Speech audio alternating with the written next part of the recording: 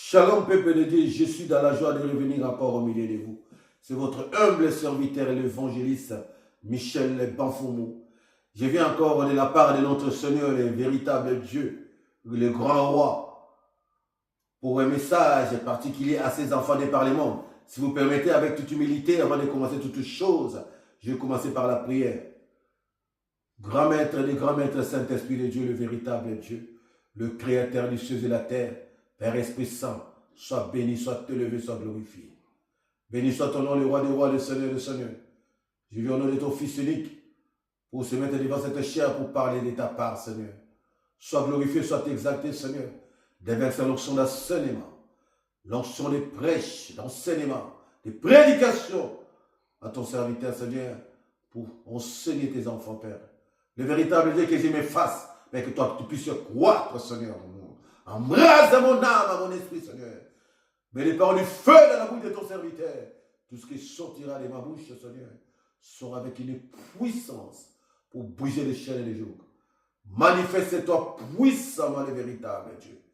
Grand maître Saint-Esprit de Dieu, tout esprit qui ne confesse pas ton autorité, ta seigneurie, soit chassé dans ce lieu. Règne à maître du début jusqu'à la fin. Béni soit ton nom, Père. Dispose le cœur de tes enfants. Illumine les yeux de leur cœur, qui comprennent ces messages, Seigneur, avec un bon attendement spirituel. Sois glorifié, sois exalté. J'ai ainsi prié au nom du Père, du Fils et du Saint-Esprit. Amen. Prenons nos Bibles. Nous aurons deux versets à lire. Nous allons lire Épître de Paul aux Romains. Romains chapitre 12, verset 1er. Après, nous allons lire 2 Corinthiens, Épître de Paul aux Corinthiens. Deuxième épître de Paul aux Corinthiens, chapitre 2 Corinthiens, chapitre 9, verset 7. Sans plus tarder, j'ai lu la parole à Romains chapitre 12, verset 1er. Je vous exhorte donc, frères, par la miséricorde de Dieu, à vous offrir vous-même en sacrifice vivant, saint, agréable à Dieu. C'est là le culte spirituel que vous avez à rendre. Je continue. Je répète alors, Romains chapitre 12, verset 1er. Je vous exhorte donc, frères, par la miséricorde de Dieu, à vous offrir vous-même en sacrifice vivant, saint, agréable à Dieu. C'est là le culte spirituel que vous avez à rendre. Je continue. J'ai eu la parole du Seigneur dans 2 Corinthiens. Deuxième épître de Paul aux Corinthiens. 2 Corinthiens chapitre 9, verset 7.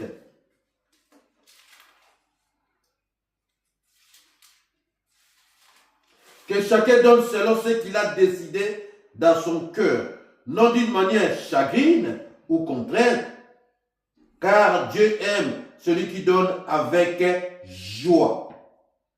Que chacun donne selon ce qu'il a décidé dans son cœur, non d'une manière chagrine ou contrainte, car Dieu aime celui qui donne avec joie.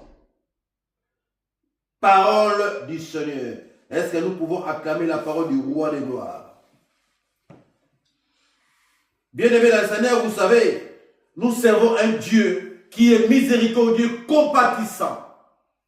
Lui qui appelle l'homme à venir auprès de lui. Le Dieu qui restaure l'homme, même quand l'homme a échoué, ce dernier appelle l'homme. Si nous regardons la Bible, nous allons remarquer que depuis le commencement, l'homme n'a fait que désobéir, ou l'homme n'a fait que chuter, ou désobéir aux instructions de son Créateur. En commençant par les premiers hommes en descendant, en commençant par Adam, en passant par Abraham, en descendant, en commençant en descendant par Moïse, Pierre, Paul, et ainsi de suite.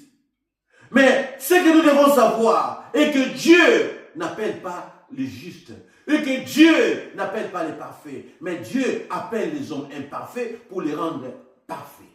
Dieu appelle les injustes pour les rendre justes.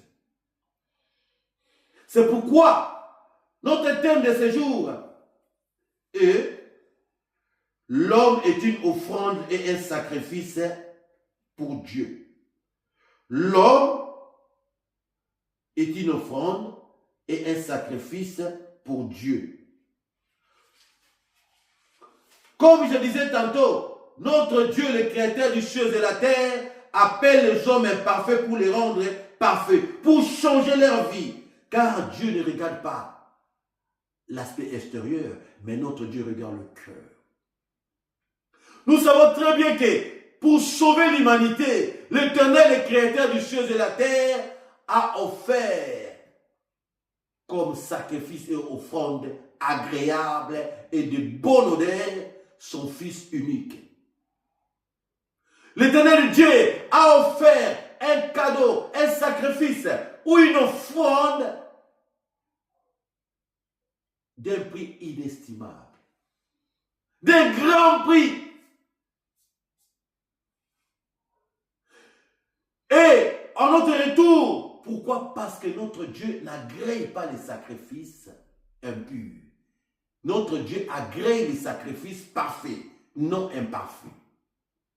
Vous savez, dans la vie de l'apôtre Paul, lui qui était autrefois persécuteur des chrétiens, lui qui maltraitait autrefois les chrétiens, mais quand le Seigneur l'a appelé, quand le Saint-Esprit l'a visité, il a changé sa vie. Ces derniers, qui autrefois étaient persécutés des chrétiens, est devenu disciple évangéliste de la bonne nouvelle. Lui qui n'a pas vécu avec le Christ, mais qui a été utilisé puissamment par le Saint-Esprit. Puisque ceux qui ont vécu avec le Seigneur. Mais quand il a compris, l'apôtre Paul a donné sa vie, a donné son âme, a donné son corps à Dieu, comme sacrifice vivant, à l'éternel Dieu.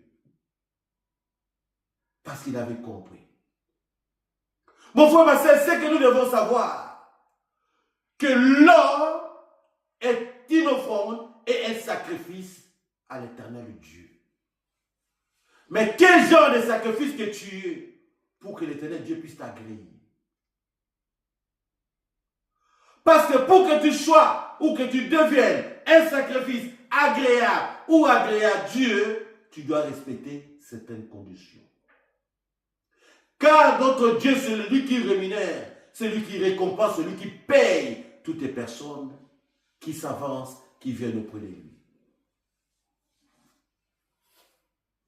L'homme est une offrande. L'homme est un sacrifice à l'éternel de Dieu. Es-tu réellement un sacrifice? Parce que Dieu n'agrée pas n'importe quel sacrifice. Dieu agrée les sacrifices d'une bonne odeur.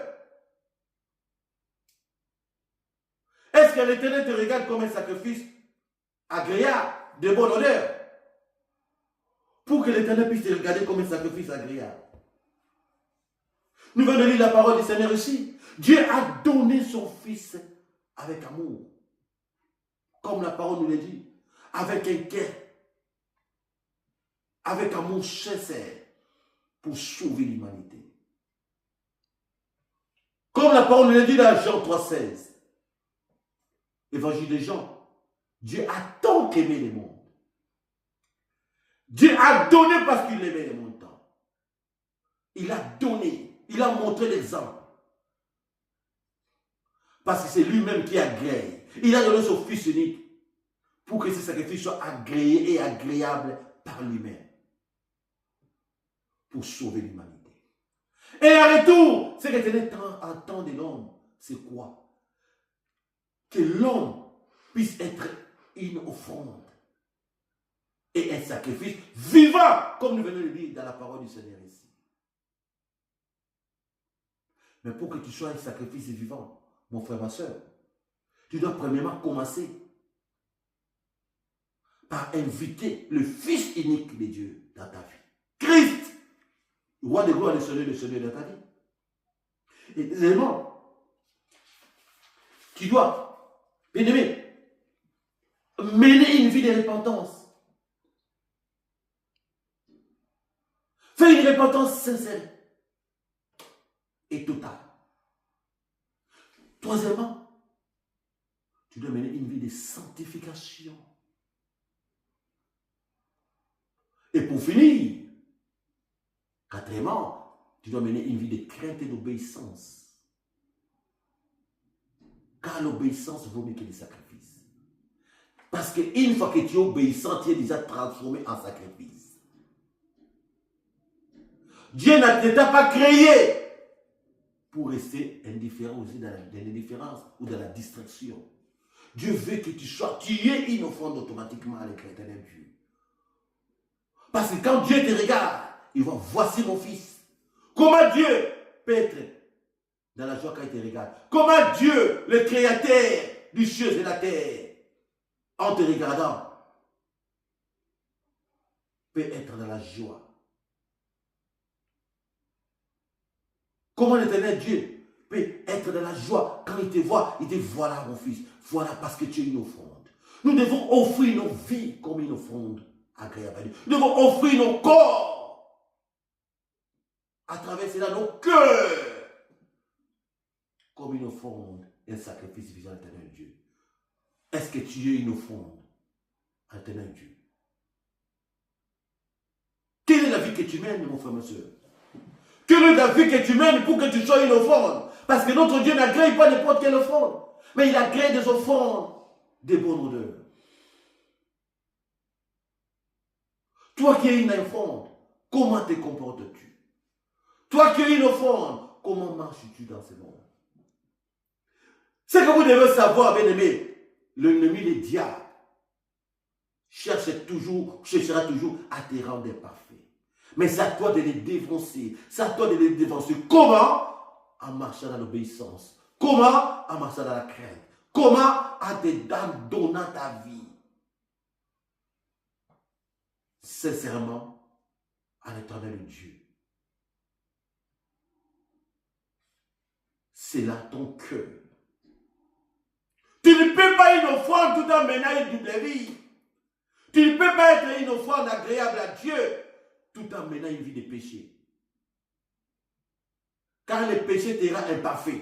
Or, Dieu n'agrée pas les choses imparfaites, les offrandes imparfaites. Dieu n'agrée pas les sacrifices imparfaits. Parce que quand tu pèches, tu dois savoir, mon frère, ma soeur, quand tu marches dans la désobéissance, tu dois savoir que tu deviens imparfait. Tu deviens une offrande tachée, tachetée. Tu deviens une offrande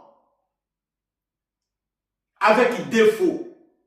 Parce que le péché te rend avec plusieurs défauts. Or, Dieu n'agrée pas les sacrifices avec défaut. Dieu n'agrée pas les sacrifices ou les offrandes tachetées. Mais Dieu agrée les offrandes et les sacrifices sans défaut, sans tâche.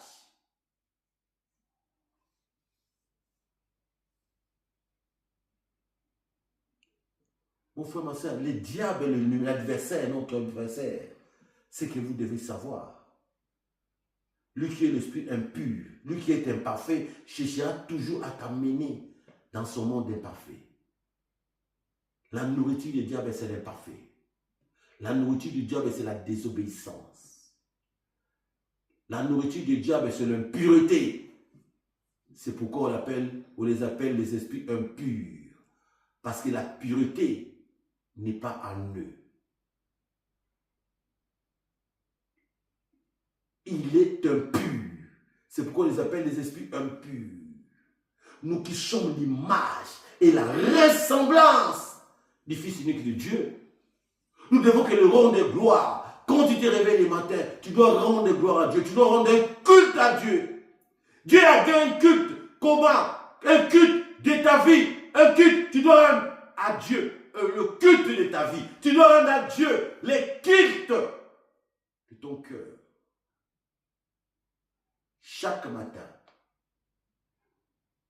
quelle est la position que tu as aujourd'hui? Quelle est la vie que tu mènes aujourd'hui? Pour que l'éternel Dieu t'agrée comme offrande. Pour que l'éternel Dieu, en te regardant, il dit, voici mon fils, voici ma fille, voici une offrande agréable. Es-tu réellement une offrande agréable à Dieu? Ou devant les yeux de l'éternel, tu es une offrande désagréable? Pourquoi? Parce que tu n'es pas obéissant. Pourquoi? Parce que tu ne marches pas dans l'obéissance. Pourquoi? Parce que tu ne marches pas dans la crainte. Pourquoi? Parce que tu ne mènes pas une vie de sanctification. Mon frère, ma soeur, L'homme est une offrande. Nous allons lire la parole du Seigneur.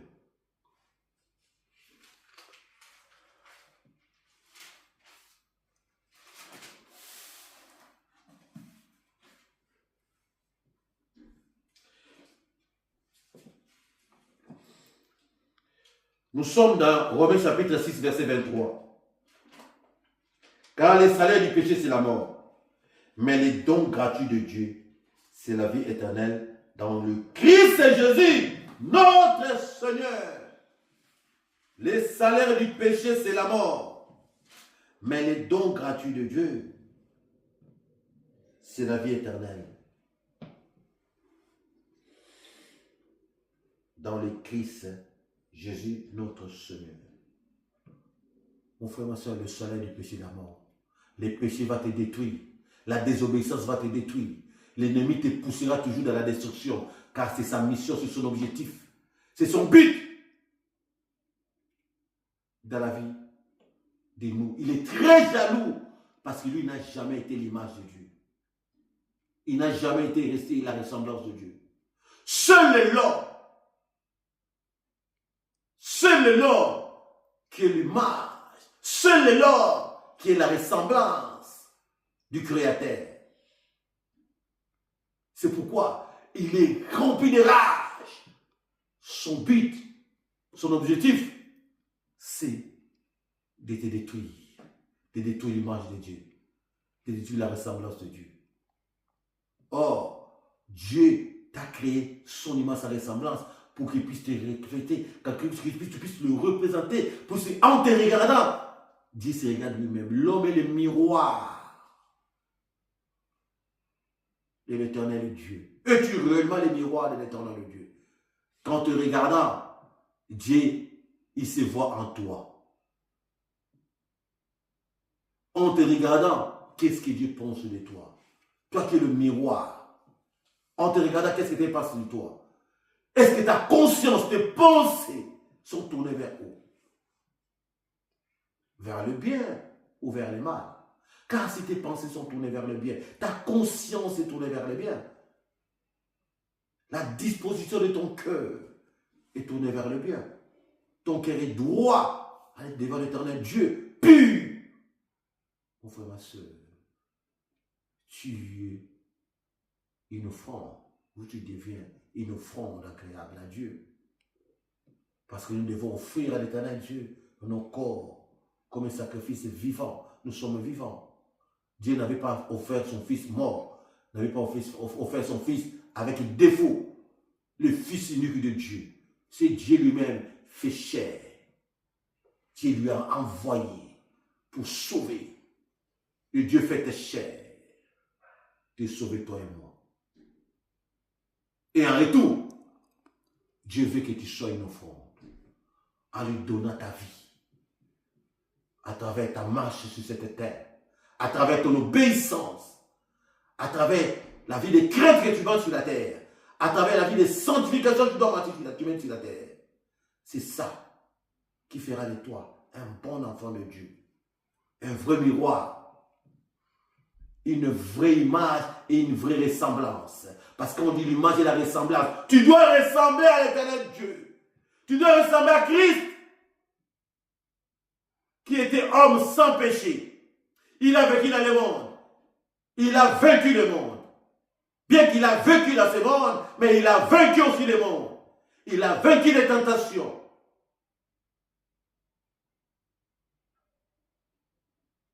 Il était le modèle, il est et il demeurera d'éternité en éternité, le modèle parfait, le sauveur, le rédempteur, Christ, le grand roi, Christ, le Seigneur des Seigneurs. Nous devons, qu'est-ce que nous devons suivre? Nous devons que le suivre. Dieu a fait son travail. Dieu a montré l'exemple en donnant son Fils unique. Et nous, en retour, pour le remercier, nous devons que lui donner nos vies. Nous devons lui donner nos vies à travers notre obéissance. Nous devons nous donner nos vies à travers notre vie de sanctification. Nous devons donner à l'éternel Dieu nos vies à travers notre vie de crainte et d'obéissance. Que Dieu vous bénisse et bénisse sa parole.